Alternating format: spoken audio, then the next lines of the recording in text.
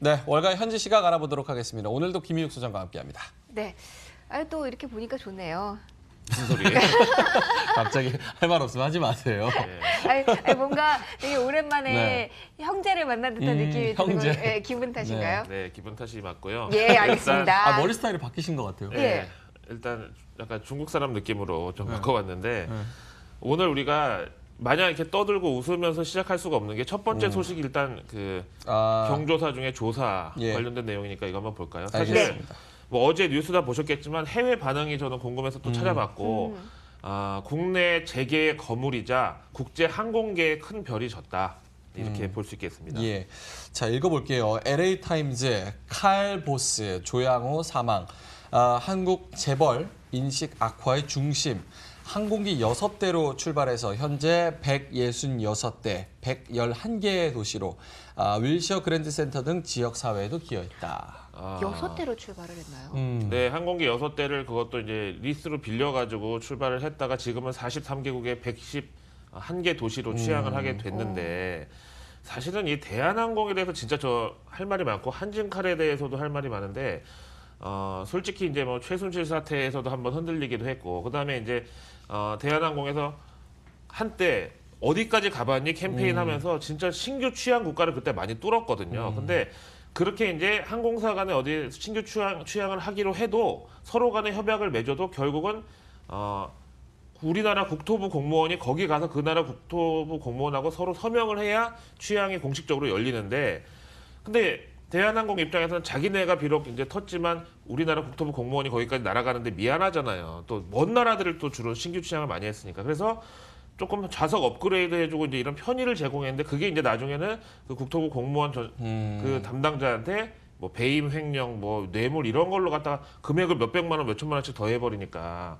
그걸 이제 이면에서 모르는 사람들은 저거 대한항공이 국토부까지 뭐 쥐고 흔들었네 하지만 사실은 그렇지 않고요. 그다음에 저는 개인적으로 저도 외신 캐스터의 롤이지만 진짜 방송에서 죄송한 표현인데 진짜 쪽팔릴 때가 외신에 저 재벌 저 단어 등장할 때. 근데 외신은 저도 느끼는 거지만 이 재벌이란 단어를 되게 좋아하는 거예요. 좋아해요. 많이 좋아해요. 왜냐하면 얼마나 네. 신기해요.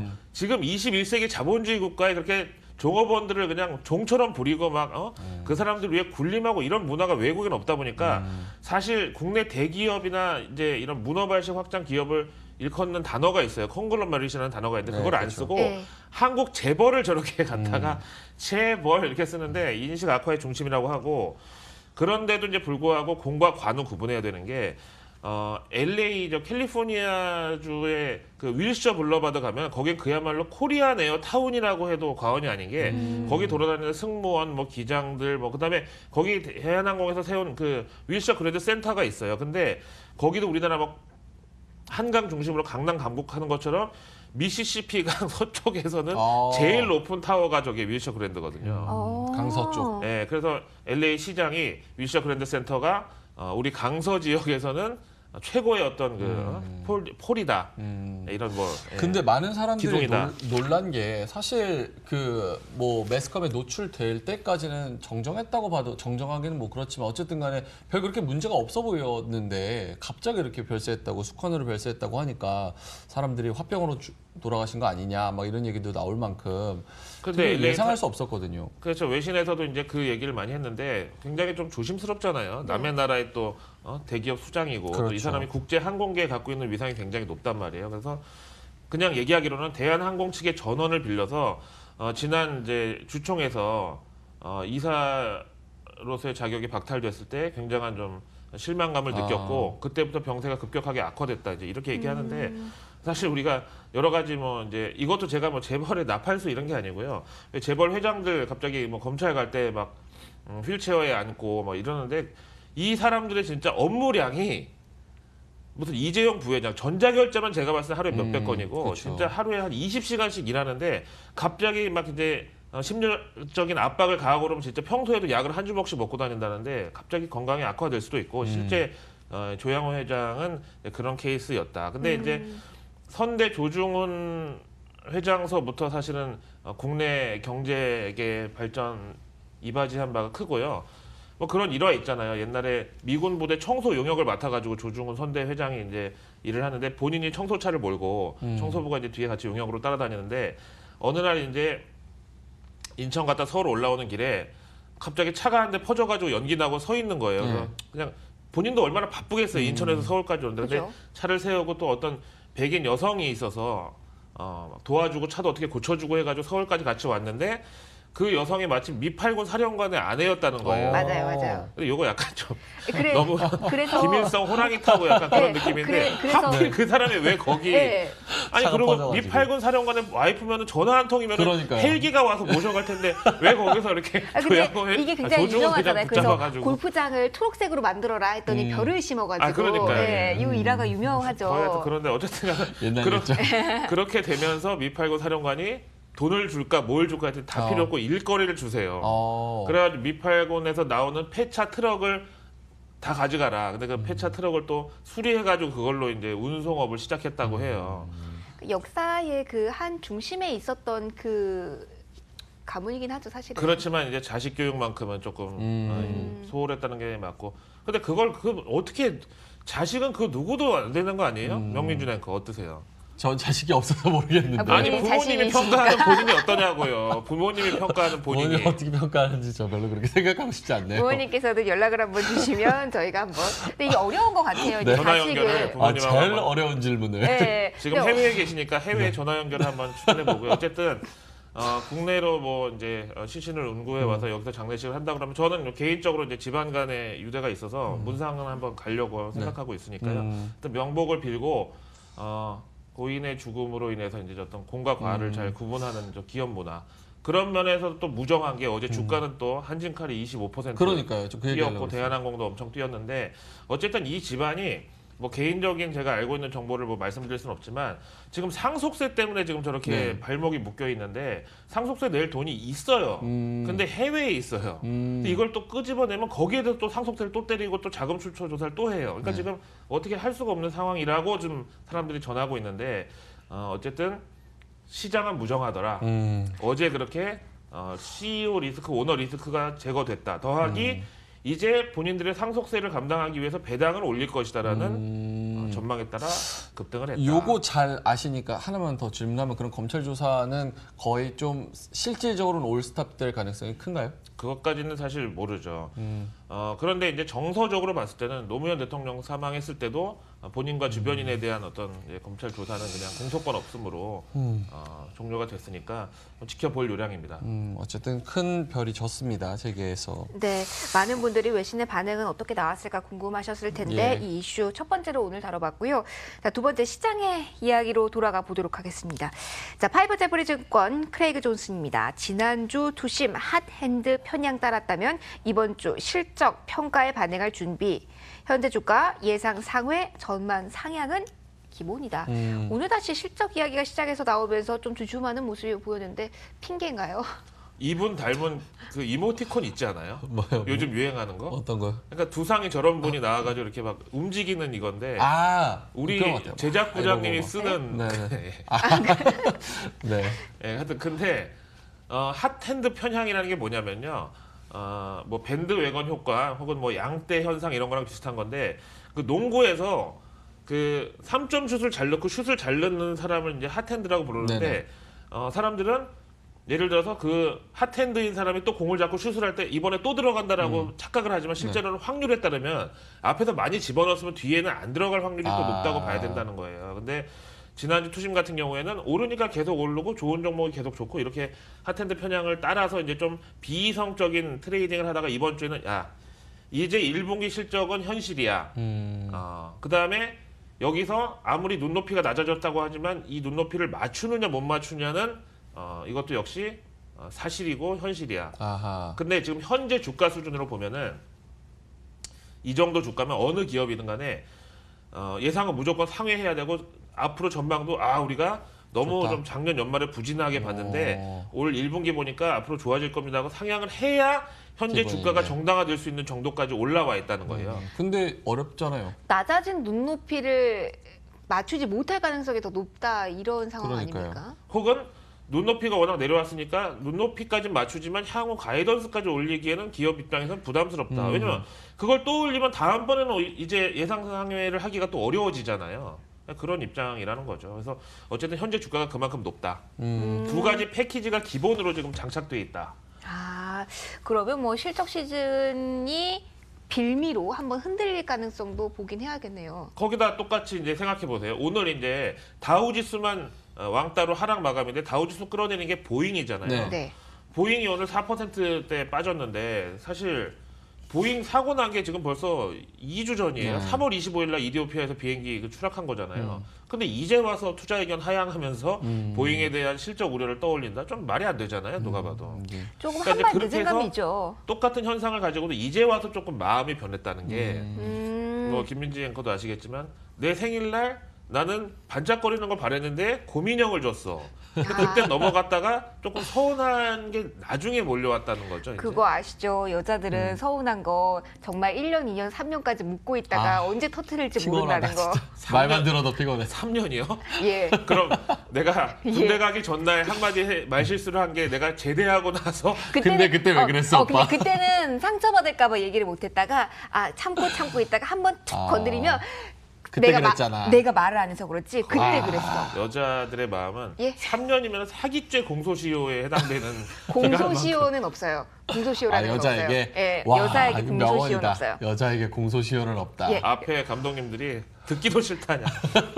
고개 푹 숙이고 저는 뭐 이 정도 여성의 마음에 대해서 우리는 알고 싶지 않다. 아니 아셔야 됩니다. 지친다. 아셔야 된다고. 차라리 시장을 아는 게 편한가요?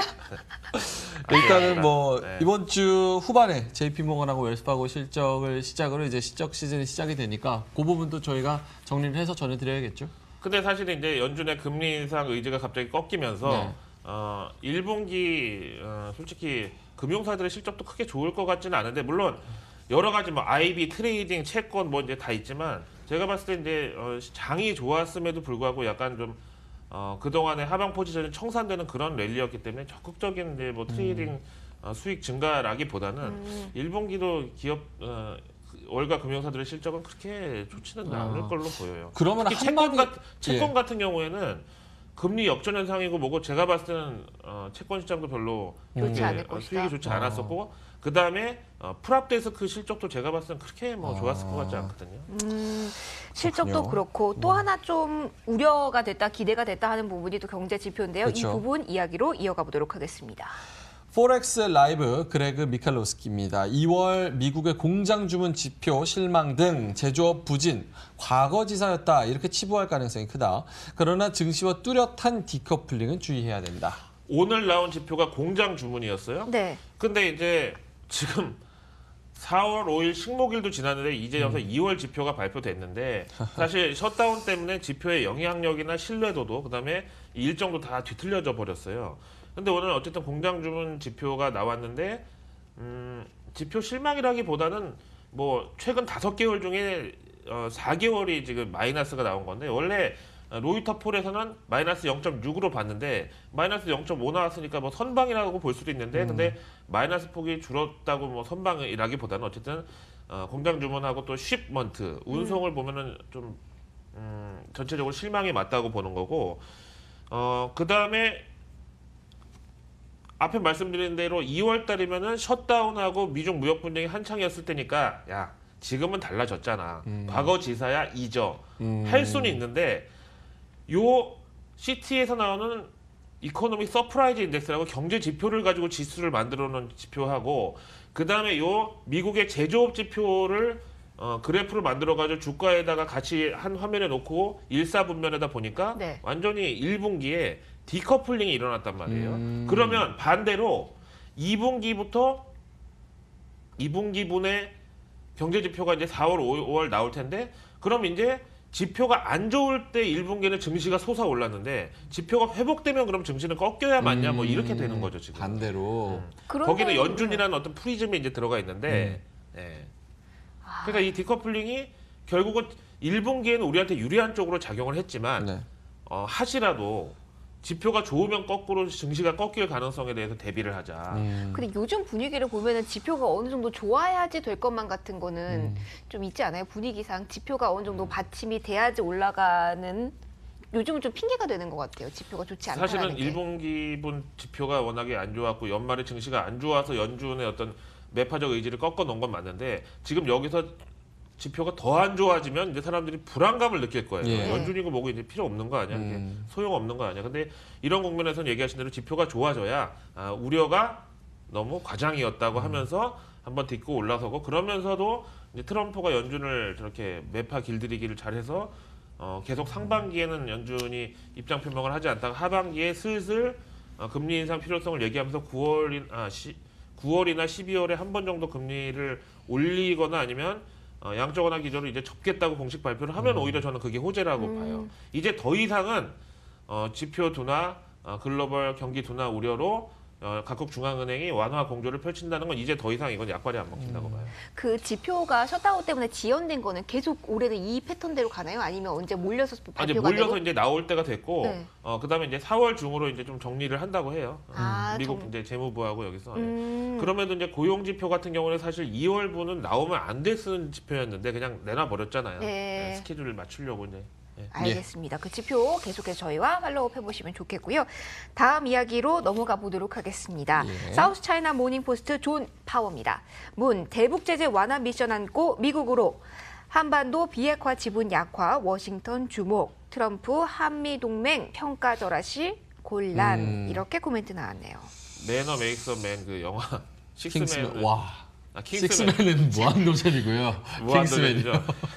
식스맨이 왜 나왔지? 킹스맨이야. 예, 킹스맨이요. 이렇게 참 진짜 가짜가 헷갈리는. 네네. 그런데 세상. 막 요즘 세상이 그래요. 근데 명민준 앵커 맞습니다. 처음에 맞아요. 너무 맞는 말씀 안 하시니까 그럴 속았어요. 그럴 듯했죠. 우리끼리도 또 핫핸드 편향이 일어났는데 어쨌든 우리 문재인 대통령이 이제 11일 한미 정상회담을 이제 갖게 돼 있는데 누구나 지금 다 어쨌든 워싱턴에 가서 우리 문 대통령이 내세울 거는 대북 제재를 완화해 달라. 네. 거기서부터가 비핵화고 뭐고 다 시작이 될 거죠. 이건데 지금 현재 문재인 대통령의 어떤 한반도 비핵화에 있어서 스테이크 홀딩, 그러니까 지분이 많이 떨어져 있는 상태잖아요. 그러니까 지금 북한도 미국도 사실 잘 말을 안 들을 수도 있는 상황이란 말이에요. 네.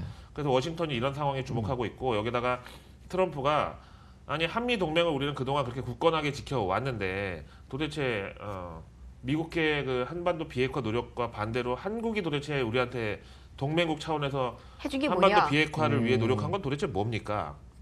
이렇게 할 경우는 조금 회담 자체가 곤란해질 수가 있다는 거고 진짜 지금 우리나라 외교부도 아니면 뭐 정부에서도 지금 막 그 머리에 쥐가 날 거예요. 이 트럼프를 도대체 어떻게 예측을 해요, 저 사람을? 예측을 그 누구도 못하니까 어려우신 분이죠, 사실은. 그렇죠. 네. 예를 들면 뭐 이렇게 잘해주면 저쪽도 잘해주고 내가 매파적으로 하면 저쪽도 강하게 나오고 이런 것도 안 통해요. 이 그렇죠. 사람은 내가 약하게 하면 자기가 강하게 나올 수도 있고. 근데 강하게 나가면 또 더 강하게 나갈 수도 있는 그러니까요. 분이잖아요. 예.